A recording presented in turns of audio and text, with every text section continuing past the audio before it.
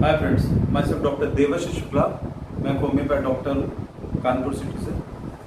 आज जो ये कोविड इतना ज़्यादा फैला हुआ है उससे रिलेटेड मैं आपसे कुछ डिस्कस करना चाहता हूँ। एग्जैक्टली मैंने इधर बहुत सारे कोविड के पेशेंट्स देखे और ईश्वर की ऐसी कृपा है कि जितने भी देखे सब पेशेंट ठीक हो गए। कोई भी कैजुअलिटी नहीं हुई। सारे पेशेंट्स मेरे रिकवर कर रहे हैं और जो भी चल रहे हैं वो भी बहुत अच्छी प्रोग्रेस की तरफ हैं। तो मैंने एग्जैक्टली कोविड के पेशेंट्स में ये देखा कि ऐसा नहीं है, कोविड को इजीली टैकल किया जा सकता है। लेकिन क्या है कि अगर पेशेंट थोड़ा सा भी अपनी हेल्थ को लेके बॉदर्ड रहे तो होता क्या है कि जब किसी को इन्फेक्शन होता है, जैसे मान लीजिए उसको थ्रोट में इरिटेशन हुआ, उसको खांसी आसी आने लगी, उसको फीवर आया, तो लोग क्या करते हैं, वो लोग सोचते हैं अरे इट में भी नॉर्मल फ्लू है या ऐसा कुछ है, तो वो लोग इतना ज़्यादा उसको लेके बॉदर्ड नहीं होते हैं। तो एक दो दिन तो वो लोग ऐसे ही टाल देते हैं। इसके बाद क्या होता है, ज़्यादा हुआ, टेम्परेचर आया 99-100 तक आया तो they used to take Calpol और paracetamol without asking any doctor. इसके बाद क्या होता है, वो लोग ग्रेजुअली अपना टाइम बर्बाद करते हैं।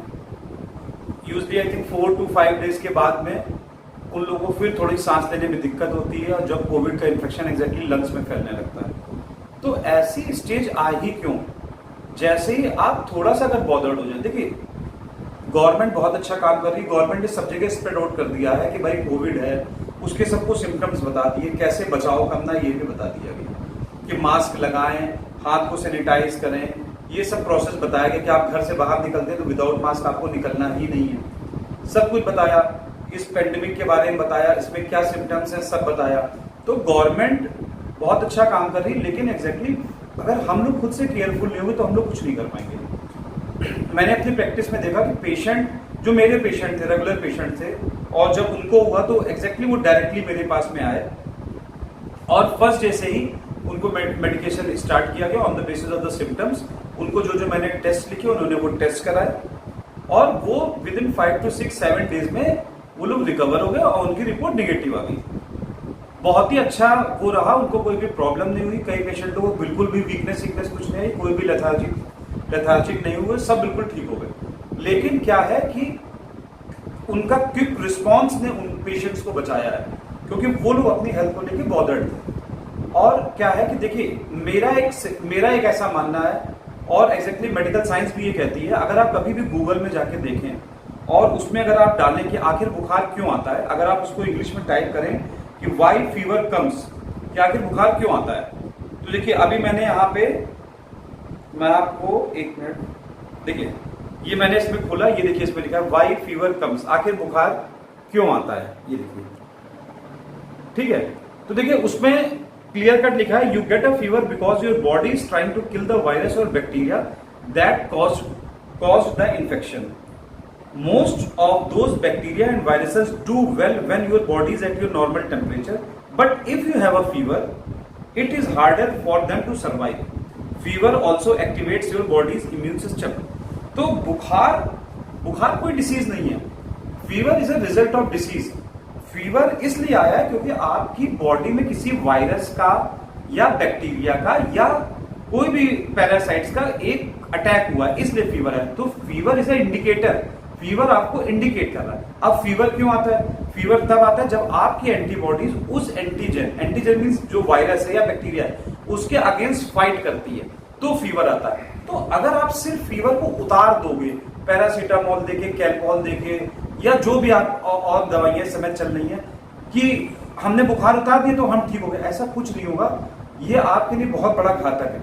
इसलिए जब भी आप दवा लें, अगर आप एलोपैथिक में ले रहे हैं या तो आप एलोपैथ डॉक्टर से प्रॉपर पूछें। आपको साथ में जो भी एंटीवायरल ड्रग्स इस समय चल रही होंगी या जो भी वो दे रहे होंगे वो आपको बताएंगे, आपको उसके साथ ही दवा लेनी चाहिए। ये नहीं कि सिर्फ पैरासीटामोल कैल्पोल के भरोसे बैठे रहें। मेरे सिस्टम में, क्योंकि मैं इस सिद्धांत को बहुत स्ट्रिक्टली फॉलो करता हूँ, मैं अपने पेशेंट्स को इन सब चीजों का यूज नहीं करता हूँ। मैं सीधे उनको होम्योपैथिक मेडिसिन देता हूँ और उनसे बोलता हूँ कि फीवर 1-1 डिग्री करके गिरेगा और वैसा ही होता है, और फीवर 1-1 डिग्री करके कम होके पेशेंट रिकवर कर जाता है। तो सब पैथीज अच्छी हैं अगर उनको टाइम मिले, क्योंकि इस बीमारी में मौका कम मिलता है। आपको सब सिम्टम्स मालूम है, मुझे वो बार बार बताने की जरूरत नहीं है। कोविड के क्या सिम्टम्स है वो आपको सब मालूम है, तो मैं उसमें टाइम वेस्ट नहीं करूंगा। बात रही होम्योपैथिक की, होम्योपैथिक में इसकी बहुत दवाइयां हैं। आप किसी भ्रम में ना आए कि एस्पाइडोस्पर्मा का एडवर्टाइज वो आ रहा है तो आप एस्पाइडोस्पर्मा लेके, अरे भाई एस्पाइडोस्पर्मा जो है वो क्या है कि वो उसमें बता रहा है कि वो ऑक्सीजन लेवल को बढ़ा देती, भैया उसकी भगवान ना करे कि उसकी जरूरत ही किसी को पड़ी। आप वायरस को लंग्स तक इन्वेड ही क्यों करने दे रहे हो? आप पहले ही जाके अपने क्षेत्र के अच्छे होम्योपैथिक डॉक्टर से मिलिए, वो उसको ऊपर ही लेवल पे रोक देगा। Why the hell he had to go inside the lungs? आप उसको लंग्स में जाने का मौका ही ना दीजिए। होम्योपैथी में ऐसी अच्छी अच्छी दवाइयां हैं कि वो लंग्स तक जा ही नहीं पाएगा, ठीक है। और ये कोई एक ही दवा नहीं, ऐसी बहुत दवाइयां हैं। और दूसरी चीज जो बिल्कुल स्ट्रिक्टली फॉलो करनी है, अगर आपके डॉक्टर ने कहा है कि आपको टेस्ट कराने हैं तो आप जाके तुरंत टेस्ट कराएं। ये नहीं कि मैं 10 दिन बाद करा लूंगा या 15 दिन बाद करा लूंगा। 10-15 दिन पता नहीं कोई रहे या ना रहे, क्योंकि ये बीमारी मौका नहीं देती है। ये बहुत ही फेटल बीमारी, बहुत स्पीडली इसका एक्शन होता है। तो अगर जरा सा भी जागरूकता है तो इस बीमारी से आसानी से बचा जा सकता है। अब मेरे से कई पेशेंट मुझसे, डॉक्टर साहब काढ़ा पी ले, वो पी लें, वो पी लें। तो भैया कब कितना पी लोगे? बचपन से हल्दी खा रहे हो, बचपन से जब से पैदा हुआ तब से हल्दी खा रहे हो, अभी तक तुम्हारी इम्यूनिटी नहीं बढ़ी, अब तुम्हारी इम्यूनिटी क्यों बढ़ जाएगी काढ़ा पीने से? ये सब एक मिथ है। इम्यूनिटी तो लोगों की नहीं बढ़ रही है। इस बार कोविड में लोगों को लूज मोशन अलग आने लगे। क्यों? क्योंकि एग्जैक्टली ये जो एक्सेस लोगों ने काढ़ा पिया उसका इम्पैक्ट लिवर पे पड़ा है। तो प्लीज ये सब चीजें बंद करो।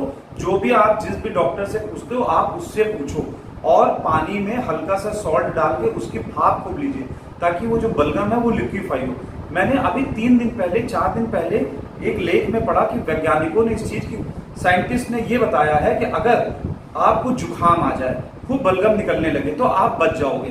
तो क्या है कि वो निमोनिया का जो भी बलगम उसके कारण इकट्ठा हुआ वो सब निकल जाएगा। जब से मैं फर्स्ट डे से प्रैक्टिस करने बैठा हूं तब से मैं पेशेंट से कहता हूं कि भैया ये जो बलगम है, ये जो कफ है, ये गंदगी है, it should be expelled out. हमको इसको दबा के नहीं रखना है, it should be expelled out. तो हम लोग तो हमेशा मेडिसिन देते थे कि वो बलगम और कफ को निकाल दिया जाए।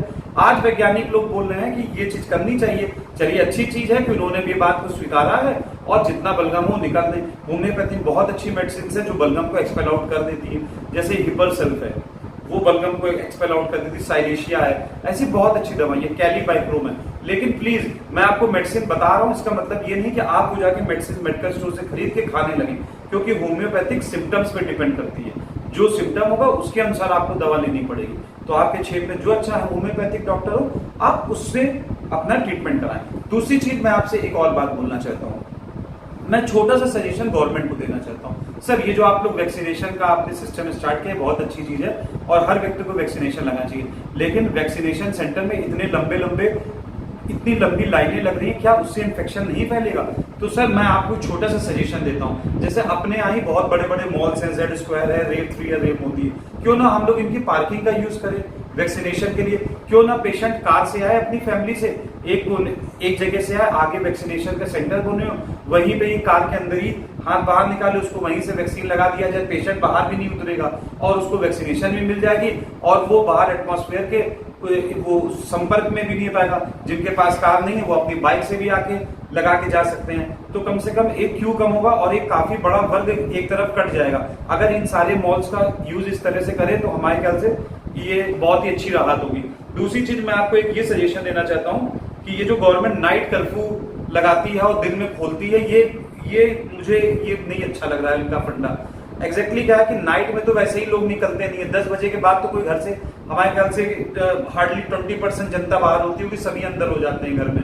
तो अगर आप नाइट में ढील दें, अगर आप रात में खोलें और दिन में कर्फ्यू लगाएं तो ज्यादा अच्छा। एटलीस्ट क्या होगा, रात में बच्चे बाहर नहीं निकलेंगे, लेडीजें बाहर नहीं निकलेंगी, बुजुर्ग बाहर नहीं निकलेंगे, तो घर का जो भी एक तो जेंट्स होंगे वो अपना जाके सामान ले लेंगे, गपशप भी नहीं कर पाएंगे कि बैठ के वहां पे मंडली चल रही है।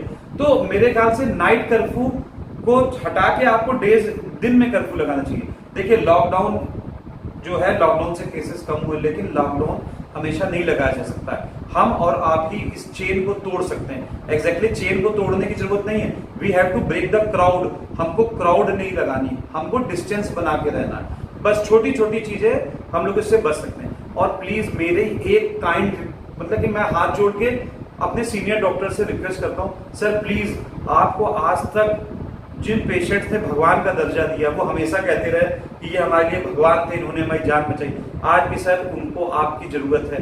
प्लीज प्लीज आप अपना मोबाइल मत स्विच ऑफ करें।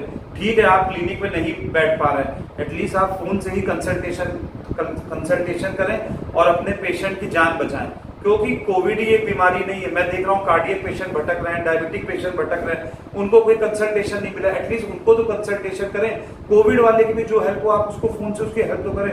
It's a kind request please. अगर आज हो सकता है कि ये भगवान हम लोग की परीक्षा ले रहा हो, भगवान ही एग्जैक्टली हम लोग की परीक्षा ले रहा हो, वो देख रहा है कि हम लोग किस टाइप के हैं। तो प्लीज सर, अगर हम लोग आज अगर हम लोग मदद करेंगे और एक भी लाइफ जाती है ना, तो ये बहुत बड़ा लॉस है। तो प्लीज मैं आपसे रिक्वेस्ट करता हूं कि सभी डॉक्टर्स आप बहुत अच्छा काम कर रहे हैं और इसी तरह से अच्छा काम करिए। धन्यवाद।